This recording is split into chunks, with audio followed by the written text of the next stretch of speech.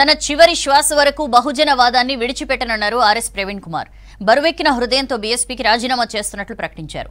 కార్యకర్తలు అభిమానులతో సమావేశం తర్వాత భవిష్యత్ కార్యాచరణ ప్రకటిస్తానన్నారు.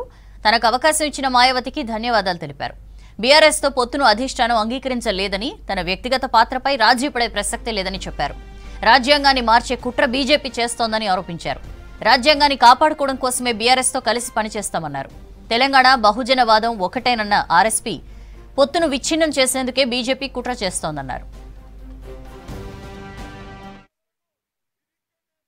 భారతీయ జనతా పార్టీ నరేంద్ర మోడీ ఇవాళ నాగర్ కర్నూలుకి వచ్చిండు, నిన్న హైదరాబాద్లో ఉన్నాడు. లౌకిక కూటమి, ఈ చారిత్రాత్మకమైన కూటమి ఏదైతే ఉన్నదో భారత రాష్ట్ర సమితి, అదేవిధంగా బహుజన్ సమాజ్ పార్టీ కూటమి, మరి రాజ్యాంగాన్ని రక్షించే కూటమి నచ్చని నరేంద్ర మోడీ, అమిత్ షాల ద్వయం మా పార్టీ మీద ఒత్తిడి తీసుకొచ్చి ఈ కూటమిని రద్దు చేసుకోమని నన్నే ప్రెస్ కాన్ఫరెన్స్ పెట్టి చెప్పమన్నారు. నాకు అది ఇష్టం లేదు. ఈ బీజేపీ చేసే కుట్రలకు, బీజేపీ రాజ్యాంగాన్ని రద్దు చేయాలన్న కుటిల పన్నాగాలకు తలొగ్గి నేను చేస్తే ఈ దేశంలో బహుజన ప్రజలకు నేను అన్యాయం చేసినవని అవుతా. అందుకొరకే నేను మరి ఈరోజు రాజీనామా, బహుజన్ సమాజ్ పార్టీ సభ్యత్వానికి నేను రాజీనామా చేయడం జరిగింది.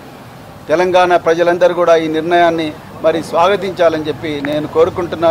మరి నాకు ఇంత చక్కటి అవకాశం, 2.5 సంవత్సరాలు నన్ను సొంత తమ్మునిగా భావించి నాకు అవకాశం ఇచ్చిన బహన్జీ కుమారి మాయావతి గారికి నా హృదయపూర్వక పాదాభివందనాలు తెలుపుతున్నా. అదేవిధంగా తెలంగాణ నా తోడుగా ఉన్న, మరి ఎండనక వాననక రేయనక పగలనక నాతో పాటు తిరిగిన ప్రతి కార్యకర్తకు కూడా నేను హృదయపూర్వక పాదాభివందనాలు తెలుపుతున్నాను. మరి నేను త్వరలోనే నా శ్రేయోభిలాషులు, అదేవిధంగా నా అభిమానులు, నాతో కలిసి నడవాలనుకున్న అందరు వ్యక్తులతోని ఒకసారి సమావేశం జరిపి నేను అప్పుడు నా రాజకీయ భవిష్యత్తు మీద నిర్ణయం తీసుకోబోతున్నా అని చెప్పేసి చెప్తున్నా. మరి ఇంత ప్రస్తుత రాజకీయ పరిస్థితుల గురించి మరి మేము కేసీఆర్ గారితో ఇంతసేపు చర్చించడం జరిగింది.